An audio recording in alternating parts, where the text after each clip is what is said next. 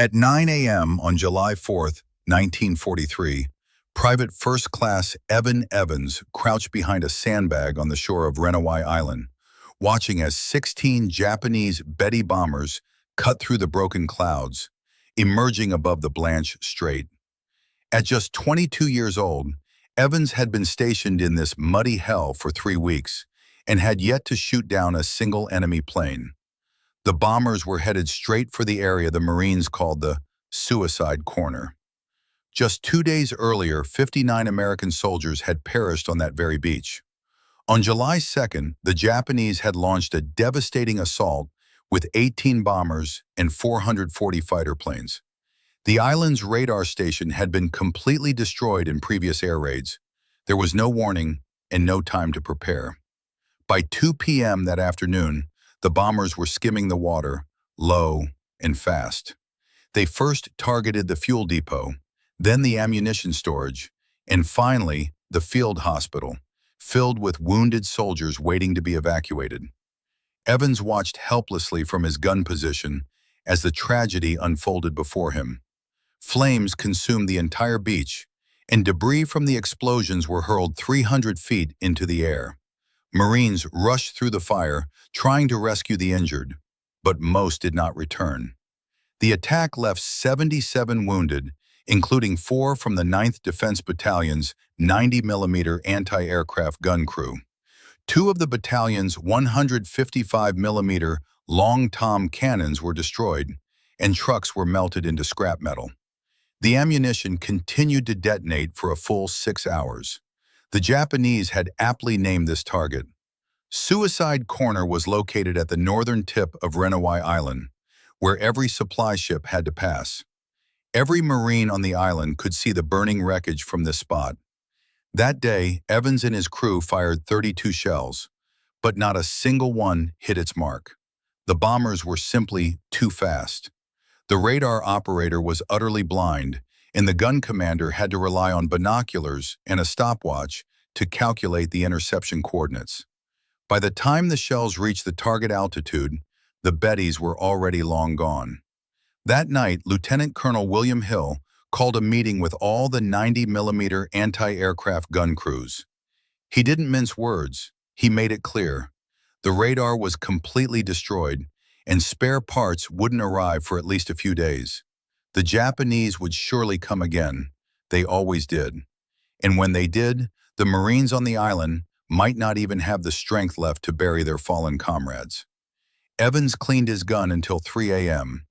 The M1 90mm anti-aircraft gun weighed 9 tons and could fire 24-pound shells to an altitude of 33,000 feet with a maximum rate of fire of 28 rounds per minute. But without radar guidance, all that firepower was meaningless.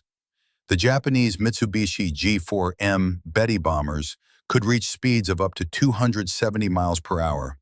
At that speed, they could cover 2 miles in just 27 seconds. With only the human eye and mechanical calculators to track them, there was simply no time to aim. The 9th Defense Battalion had landed on Renova on June 30th. Their mission was simple: protect the beachhead while Army artillery shelled Japanese positions on New Georgia across the channel. The battalion had brought 3 batteries of 90mm guns, 4 guns per battery, 12 guns total. They were supposed to create an umbrella of flak that no Japanese plane could penetrate. Instead, they'd become target practice. If you want to see how Evans and his crew turned Suicide Point into a graveyard for Japanese bombers, please hit that like button. It helps us share more stories about the Marines who fought in the Pacific. Subscribe if you haven't already. Back to Evans. The morning of July 3rd brought rain. Solid rain that turned Renova into a swamp. Marines stood guard duty in water up to their knees. Supplies rotted on the beach, but the rain brought one gift. The Japanese didn't fly in heavy weather. The 9th Defense Battalion used the time to repair what they could. Salvage teams pulled parts from damaged equipment. Mechanics worked through the night. By dawn on July 4th, something had changed. The radar operators reported their SCR-268 sets were operational. Not perfect, but operational. Gun directors checked their equipment. Fire control systems were green. Communications were established between all 12 gun positions. Evans loaded shells into the ready rack. His crew moved through their drills. Loader, rammer, fuse setter, gunner. They'd done it 10,000 times in training, but training didn't prepare you for Betty's dropping bombs on your friends. At 0845, radar detected a large formation inbound from Rabaul.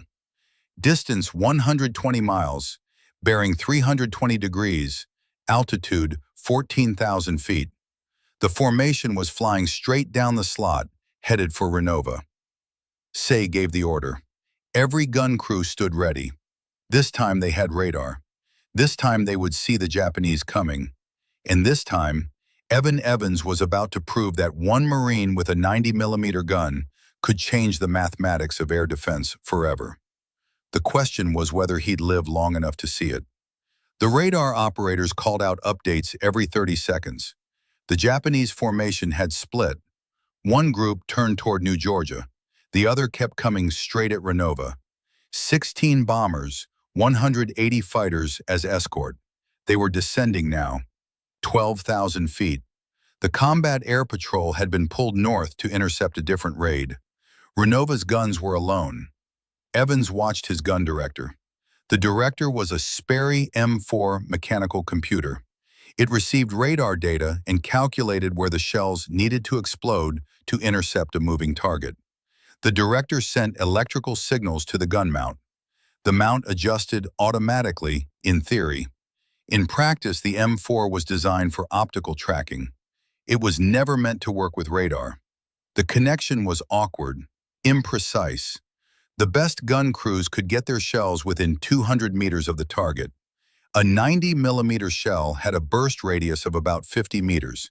That meant you needed multiple guns firing to have any chance of a hit. But Evans didn't have multiple guns. He had one. Battery C, Gun 3. The formation reached 70 miles out. The radar plot showed them in a tight V formation. Textbook Japanese bomber tactics. The Bettys would come in at medium altitude, drop their bombs, turn hard, and run for home while the Zeros dealt with any fighters that tried to pursue. Renova had no fighters. At 9:15, the air raid siren began its wail. Every Marine on the island knew what that sound meant. Men ran for foxholes. Medics grabbed their kits. The CB stopped unloading supply ships and took cover. The beach that had been crowded with activity 30 seconds earlier was suddenly empty. Except for the gun crews, they stayed at their positions. Evans checked his ammunition, high explosive shells with variable time fuses.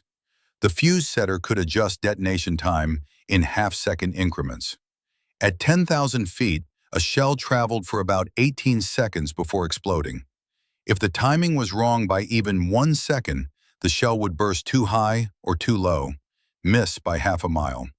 50 miles out now, the Japanese were at 10,000 feet and holding steady.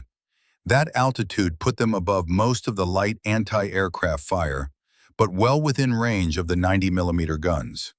The bomber crews knew Renova had big guns. Seen the flak 2 days ago. They weren't worried.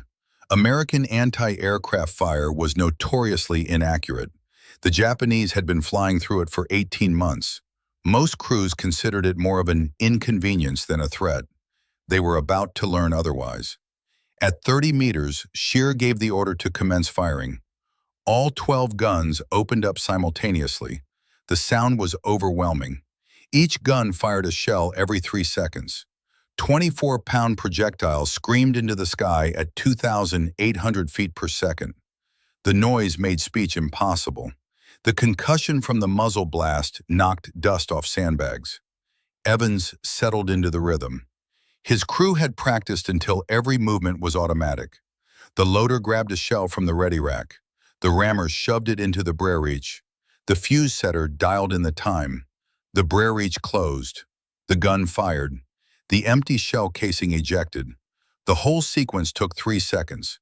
Load, ram, set, fire. Load, ram, set, fire. The radar operators were tracking the Japanese formation with precision. Now the repaired SCR-268 was feeding data to the gun directors faster than the mechanical computers could process it. The M4 calculators were clicking and whirring. Elevation and azimuth changed constantly as the bombers approached. 20 miles out, the first American shells began bursting at altitude. Black puffs of smoke appeared in the sky ahead of the formation. Too far left, the Japanese adjusted course slightly. Kept coming. Evans watched through the gun sight as his shells exploded 500 meters from the lead bomber. Close, but not close enough. The Betty bomber had a wingspan of 82 feet. A near miss meant nothing. Only direct hits or very close bursts could bring down a bomber that size. 15 miles. The Marines had fired 88 rounds. And then something changed. Something that would turn Evan Evans from an unknown private into the deadliest anti-aircraft gunner in the Pacific. But first, he had to survive the next 6 minutes because the Japanese bombers were about to start their attack run, and Evans was directly in their path. At 12 miles, the lead Betty bomber began its descent. The Japanese formation dropped to 8,000 feet, attack altitude. The bombarders would be looking through their sights now, calculating wind speed, adjusting for the island's position. Renova was a stationary target, hard to miss. The radar operators updated their tracking. The Japanese were coming in from the northwest at 260 miles per hour. In 3 minutes, they'd be directly overhead. In 4 minutes, they'd be dropping bombs. Evans kept firing. His gun was heating up now. The barrel temperature was rising with each shot. Too hot, and the rifling would warp. The gun would become inaccurate. But there was no time to let it cool. The Japanese weren't waiting. Load, ram, set, fire. At 10 miles, something happened that changed everything. Battery C's gun director locked onto the lead bomber. The radar return was strong, clean. The M4 computer began calculating intercept solutions with unusual precision. The gun elevated 2 degrees, adjusted azimuth 3 degrees left. Evans fired. The shell left the barrel at half a mile per second, climbed through 8,000 feet of tropical air. The variable time fuse counted down. 18 seconds after leaving the gun, the shell exploded. 200 meters ahead of the lead Betty. The bomber flew straight into the blast. Shrapnel tore through the right engine, howling. The engine caught fire immediately. Black smoke poured from the NL. The pilot tried to maintain formation. The Japanese didn't break formation easily. Training and discipline kept them flying straight, but the fire spread. Within 30 seconds, flames were visible along the entire right wing. The bomber dropped out of formation, started losing altitude. The pilot had 2 choices: try to reach Renova and drop his bombs, or turn back toward Japanese-held territory and hope to crash land somewhere survivable. He chose to turn back. The Betty rolled right and began a shallow descent toward the channel. It never made it. At 6,000 feet, the right wing separated from the fuselage. The bomber tumbled out of the sky and hit the water 4 miles northwest of Renova. 1 down, 15 to go. The remaining bombers tightened their formation. They were at 7 miles now, close enough that Evans could see them without binoculars. The Bettys looked like dark crosses against the morning sky. Their bomb bay doors were opening. Battery C fired again and again. The other 90mm guns across Renova joined in. The sky filled with black bursts. The Japanese formation disappeared into a cloud of flak. When the smoke cleared, 2 more Bettys were trailing smoke. One had lost its tail section. It went into an immediate spin. The other tried to maintain altitude but was losing power from both engines. Neither made it past 5 miles from the island. 3 down. The Japanese bombarders released early. They were supposed to fly directly over Renova before dropping. Instead, they dumped their loads at 6 miles out and turned hard to the west. Bombs fell into empty ocean. Massive geysers of water erupted half a mile from shore. Not a single bomb hit the island. Evans didn't stop firing. His crew didn't pause. The Japanese were running now, but they were still in range. The Bettys were fast, but they'd spent fuel getting to Renova. They were heavy with armor and defensive guns, and they were trying to climb to escape the flak. Climbing made them slower. Predictable. Battery C's gun director tracked a bomber in the middle of the formation. Evans adjusted his aim. Fired. The shell burst 50 meters below the bomber's belly. Close enough. The concussion wave hit the aircraft like a hammer. The Betty's nose pitched down. The pilot fought for control. He didn't get it. The bomber entered a dive it couldn't recover from. 4 down. The remaining 12 Bettys were splitting up now. Formation discipline had broken. Each pilot was flying for his own survival. Some headed west toward New Georgia. Others turned northwest back toward Rabaul. The Zero escort had disappeared entirely. The fighters had seen enough. But the Marines hadn't. And in the next 60 seconds, Evans and Battery C were about to add 8 more bombers to their tally. 8 more kills that would make July 4th, 1943, the single deadliest day in the history of Japanese naval aviation over the Solomons if the gun barrel held out. The gun barrel was glowing now. Evans could see heat waves rising from the metal. The crew had fired 42 rounds in 7 minutes. The 90mm M1 was designed for sustained fire, but not like this. Not at this rate. The barrel temperature was approaching critical levels. Evans didn't care. Neither did his crew. They kept loading. A Betty bomber broke west trying to escape over New Georgia. It was climbing hard, 9,000 feet. The pilot thought altitude would save him. It didn't. Battery C's radar locked on. The gun director calculated the intercept. Evans fired twice in quick succession. The first shell missed high. The second shell exploded 30 meters behind the bomber's tail. Shrapnel severed the elevator controls. The Betty's nose dropped. The pilot tried to compensate with engine power. The bomber went into a flat spin and crashed into the jungle 3 miles inland on New Georgia. 5 down. 2 more Bettys were heading northwest together. They were flying low now, 5,000 feet, trying to stay under the radar. It didn't work. Renova's SCR-268 could track targets down to 3,000 feet. The gun directors had clear returns on both aircraft. Battery C took the lead bomber. Battery E took the trailer. Both guns fired within seconds of each other. Both scored hits. The lead Betty took a direct hit to the port engine. The engine exploded. The wing folded. The bomber rolled inverted and went straight down into Blanche's channel. The second Betty lost its tail section. It flew for another 8 seconds before entering an uncontrollable dive. 7 down. The sky over Renova was filled with smoke now. Burning aircraft debris was falling into the ocean. Oil slicks spread across the water. The remaining 9 Japanese bombers were scattered across a 10-mile radius. No formation, no coordination, just individual pilots trying to survive. 3 Bettys turned due west, heading for the open ocean. They were abandoning the mission, running for home.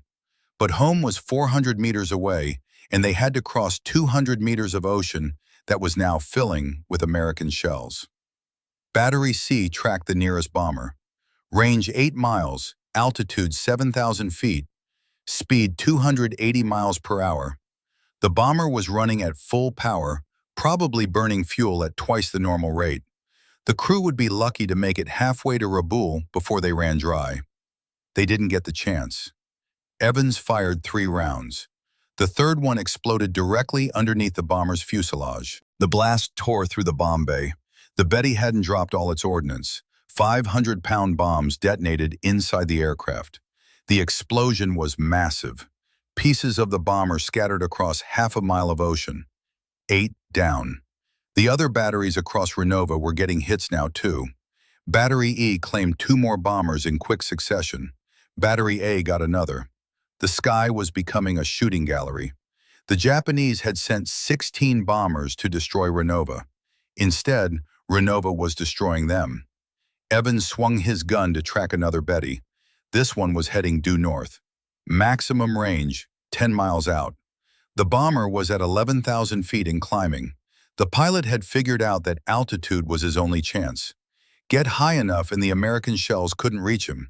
But 11,000 feet was well within the 90mm range. The M1 could fire effectively to 33,000 feet. This bomber was barely a third of that. Evans elevated the gun to maximum. Fired. The shell climbed for 22 seconds, exploded 200 meters ahead of the bomber. The pilot saw the burst and turned hard right directly into the next shell. The blast hit the cockpit. The Betty's nose shattered. The aircraft tumbled out of control and fell into the ocean 9 miles north of Renova. 9 down. By 9:30, the sky was clearing. The Japanese attack was over, broken, destroyed. Of the 16 Betty bombers that had approached Renova, only 4 were still flying. They were heading northwest at maximum speed, climbing, running. The Zero escort had already abandoned them and fled back toward Rabaul, but Battery C wasn't finished. Evans tracked one of the retreating bombers. Range, 12 miles. Maximum effective range for accurate fire. The bomber was at 14,000 feet on the edge of the flak zone. Evans fired anyway. The shell arced through the sky, exploded 300 meters from the bomber, too far for a kill, but close enough to send a message. Renova wasn't suicide point anymore. It was a killing ground, and the Japanese had just learned that the hard way. The question was whether they'd be back tomorrow, and whether Evans and his gun would be ready. The ceasefire order came at 9:32, 27 minutes after the first radar contact. The guns fell silent. The sudden quiet was almost painful after the continuous roar of the 90mm cannons. Evans stepped back from his gun. His hands were shaking, not from fear, from exhaustion. His ears were ringing so badly he could barely hear. The gun crew collapsed against the sandbags. They'd been firing non-stop for 27 minutes. Load, ram, set, fire, over and over until their bodies moved on pure muscle memory. The gunner's log showed 53 rounds fired from Battery C's Gun 3 alone. Across Renova, the 12 90mm guns had expended a total of 88 rounds. 88 shells to engage 16 bombers. The results were unprecedented. Shy walked the gun line at 010. He was counting. Every gun crew was claiming kills. Some crews claimed 2. Battery C claimed 4 confirmed. Battery E claimed 3. Battery A claimed 2. The math was adding up to something extraordinary. By 0:30, the radar operators confirmed what the gun crews already knew. 4 Japanese bombers had escaped. 4 out of 16. That meant 12 had gone down. 12 bombers destroyed in 27 minutes. The 9th Defense Battalion had just set a record. No American anti-aircraft unit in the Pacific had ever achieved that kill ratio. Not at Guadalcanal, not at Midway, not anywhere. 12 bombers with 88 rounds meant a hit rate of nearly 14%. Most anti-aircraft units were happy with 2%. But the numbers didn't tell the whole story. The gun crews had done more than shoot down airplanes. They'd broken a Japanese attack completely. 16 bombers had approached Renova carrying 8,000 pounds of bombs each. That was 128,000 pounds of high explosives meant for the beach, for the supply dumps, for the Marines. Not one bomb hit the island. The Japanese had dumped their loads early and run. The 4 bombers that escaped were damaged. Radar tracked them limping northwest at reduced speed and altitude. 2 of them probably wouldn't make it back to Rabaul. They'd run out of fuel somewhere over the Solomon Sea and ditch in the ocean. By 1100 hours, work parties were recovering debris from the water. Pieces of Japanese aircraft were washing up on the beach. Engine cowlings, wing sections, a tail assembly with the red circle still visible. The wreckage spread across 5 miles of ocean. The Seabees returned to unloading supply ships. The beach came back to life. Marines who'd been hiding in foxholes emerged and went back to work. Life on Renova continued. But something had changed. The island that had been called Suicide Point 2 days ago had just proven it could defend itself. Evans cleaned his gun at 1300 hours. The barrel was too hot to touch even 3 hours after the last shot. The rifling was still intact. No warping, no damage. The M1 had held up under punishment that should have destroyed it. The other gun crews were doing the same, cleaning, inspecting, reloading. The Japanese would be back. They always came back. But next time, they'd remember July 4th. They'd remember that Renova wasn't an easy target anymore. At 1500 hours, a photographer from the Marine Corps Combat Camera Unit arrived at Battery C. He wanted pictures. The gun crew that had scored the most kills. Evans and his crew stood beside their 90mm gun. Boone on the left, Evans in the middle, Gamborowski on the right. 3 Marines who just made history. The photographer took 6 pictures. Only one survived the war. It ended up in the National Archives as Photo 127 GW. The caption read, "This is one of the anti-aircraft guns which wiped out a Japanese bomber fleet of 12 planes in a single day at Renova Island." But that photograph was taken in the afternoon. In the morning, while the battle was still being analyzed, while gun crews were still counting their kills, something else was happening 400 meters northwest. At Rabaul, Japanese commanders were receiving reports from the 4 bombers that had escaped. The reports were alarming. The Americans had radar-directed anti-aircraft fire, accurate radar, the kind that could track bombers through clouds and guide shells to within meters of the target. And that meant every Japanese airbase in the Solomons had just become vulnerable. Because if Renova could do this, other American positions could too.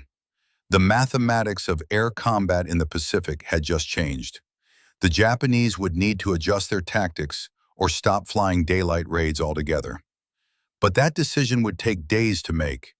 And in those days, Evan Evans and the 9th Defense Battalion would face something even more dangerous than bombers. They would face their own command. The first message from Admiral Halley's headquarters arrived at 1600 hours on July 4th. It was short, 3 words. Confirm kill count. Share confirmed. 12 Japanese Betty bombers destroyed, 4 damaged and fleeing. 88 rounds expended.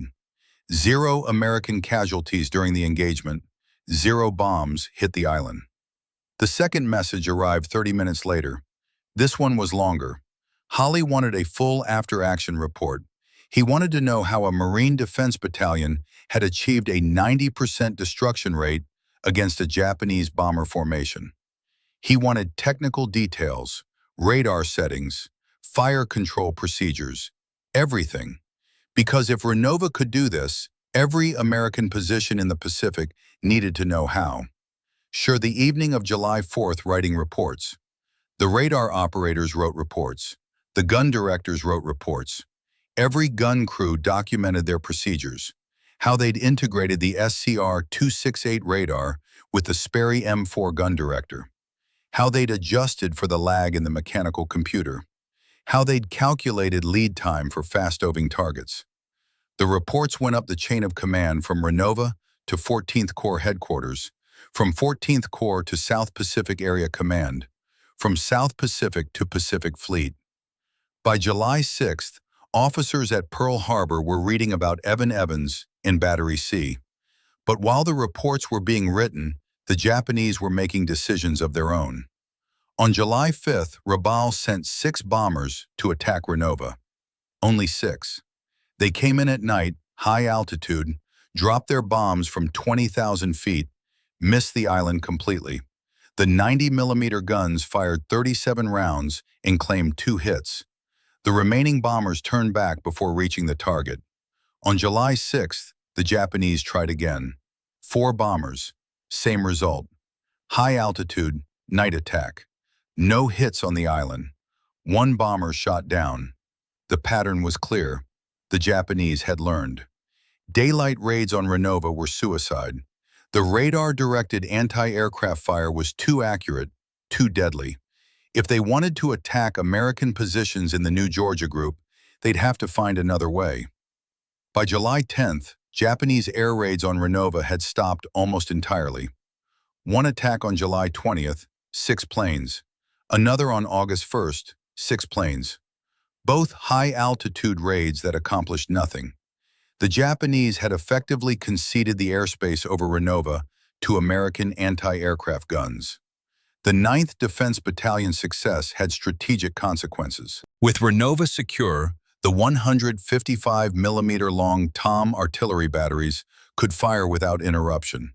They pounded Japanese positions on New Georgia across Blanche Channel 24 hours a day. The big guns made the American advance on Munda Airfield possible. Munda fell on August 5th. The airfield that had been the primary Japanese airbase in the Central Solomons was now in American hands. Marine and Army engineers had it operational within 72 hours. American fighters were flying missions from Munda by August 14th. The campaign that had started with the Renova landings on June 30th was over in 5 weeks. The 9th Defense Battalion moved to New Georgia in October to defend the newly captured airfield. They set up their guns around Munda and waited for Japanese counterattacks. The attacks never came. The Japanese had abandoned the Central Solomons. They were falling back to Bougainville. The momentum had shifted. The Americans were advancing. The Japanese were retreating. Evans and his crew spent 6 months on New Georgia. They fired their 90mm gun at occasional reconnaissance aircraft. They shot down 3 more planes, but nothing compared to July 4th.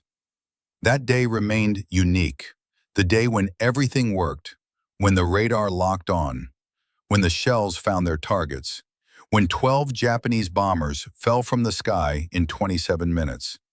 The official Marine Corps history would later call it one of the most successful anti-aircraft engagements of the Pacific War. The guns had performed beyond expectations. The crews had executed flawlessly. The Japanese had been stopped cold. But there was a cost.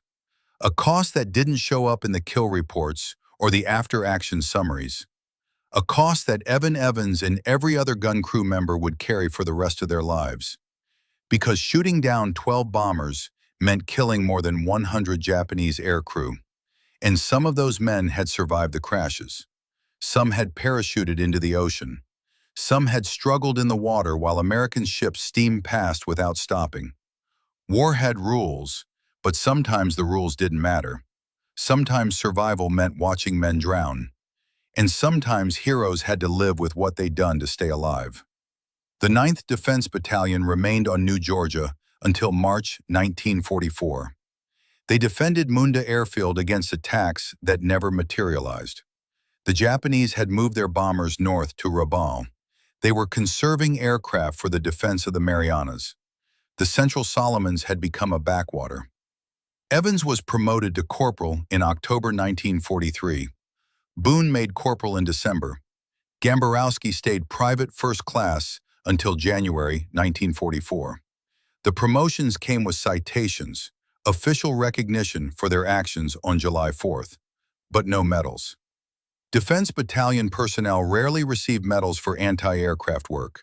Shooting down planes was considered routine duty. In April 1944, the battalion shipped to the Russell Islands for rest and retraining. 6 months of combat had worn down men and equipment. The 90mm guns needed barrel replacements. Fire control systems needed recalibration. The Marines needed time away from the gun positions. They got 6 weeks. Then new orders arrived. The battalion was going to Guam. The landing on Guam began July 21, 1944. The 9th Defense Battalion came ashore at Agate on the first day. They set up their anti-aircraft guns around the beachhead. Their mission was air defense and perimeter security. The Japanese had fortified Guam heavily. The island had been in Japanese hands since December 1941.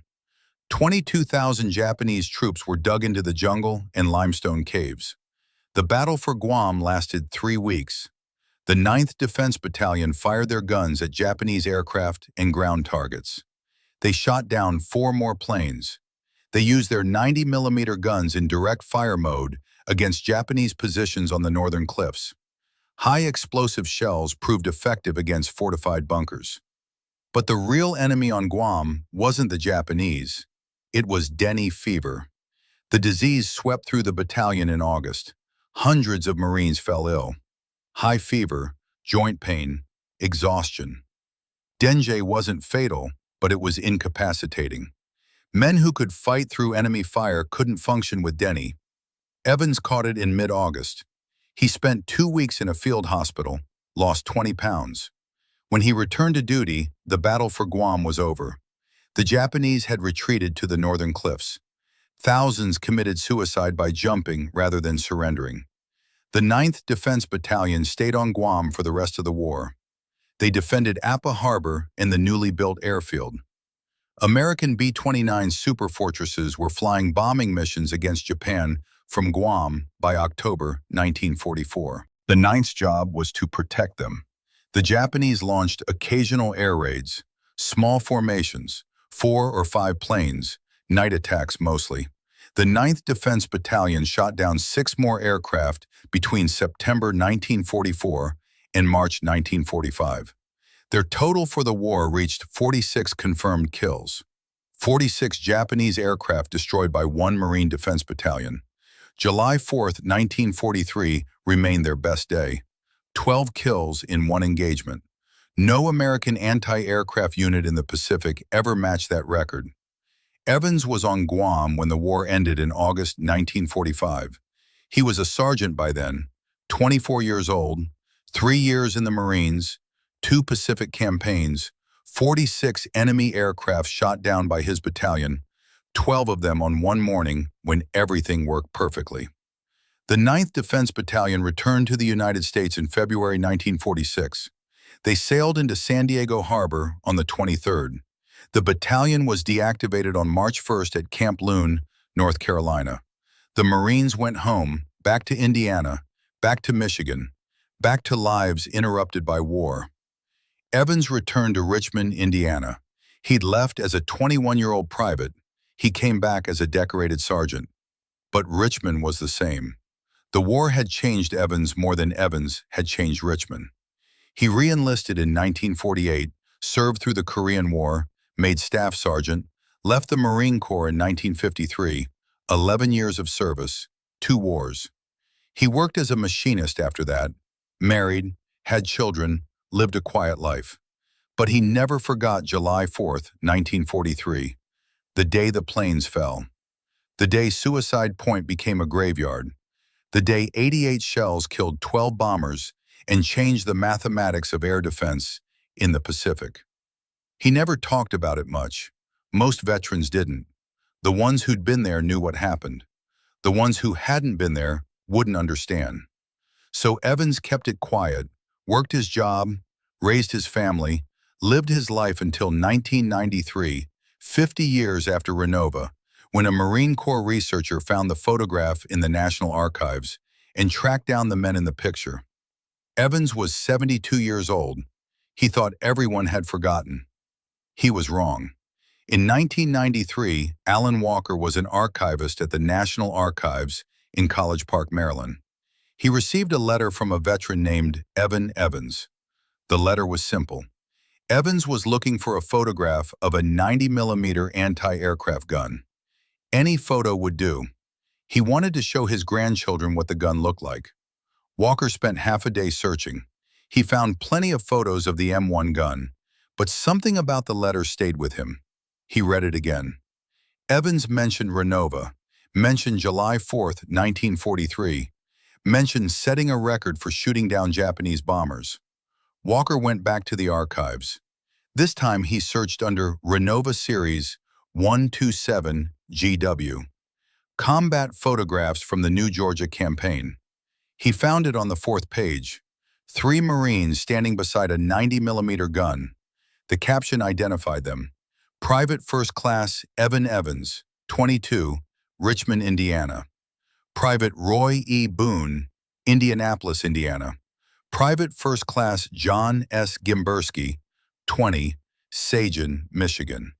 This is one of the anti-aircraft guns which wiped out a Japanese bomber fleet of 12 planes in a single day at Renova Island.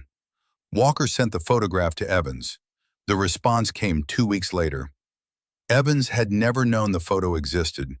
He'd never expected anyone remembered. Seeing himself at 22 years old, standing beside the gun that had made history, brought back 50 years of memories he tried to forget. He wrote Walker a letter thanking him, said it meant more than Walker could know, said he'd carried Renova with him every day for 5 decades, said maybe now he could let some of it go. Evans died in 2004 at age 83. Boone had died in 1998. Gamborowski passed in 2006. The gun crew that had made history on July 4, 1943, was gone. But the story survived. The photograph survived. The official record survived. The 9th Defense Battalion's achievement at Renova became part of Marine Corps history. Part of the larger story of how American forces learned to defeat Japanese air power in the Pacific. The lessons from Renova spread throughout the theater. Radar-directed anti-aircraft fire became standard procedure. Gun crews trained on the integration techniques the 9th Defense Battalion had pioneered. The kill ratios improved across the board. Japanese bombers faced increasingly deadly defensive fire at every American position. By 1944, Japanese daylight bombing raids had become rare. By 1945, they'd stopped almost entirely. The Japanese couldn't replace their losses fast enough, couldn't train new crews fast enough. The mathematics that Evan Evans in Battery C had demonstrated on July 4, 1943, had scaled across the entire Pacific. 12 bombers shot down in 27 minutes, 88 shells fired, 90% destruction rate. Those numbers prove that American technology and American Marines could defeat Japanese air attacks. That suicide point could become a killing ground for the enemy instead of Americans. The beach at Renova is quiet now. The guns are gone. The bunkers have collapsed. The jungle has reclaimed most of the positions where the 9th Defense Battalion fought. But on July 4th every year, a few people remember. Remember the day the planes fell. Remember Evan Evans and Roy Boone and John Gamborowski. Remember that 3 young Marines changed the course of air defense in the Pacific. If this story moved you the way it moved us, do me a favor, hit that like button. Every single like tells YouTube to show this story to more people. Hit subscribe and turn on notifications. We're rescuing forgotten stories from dusty archives every single day. Stories about gunners and radar operators and Marines who held the line with precision and courage.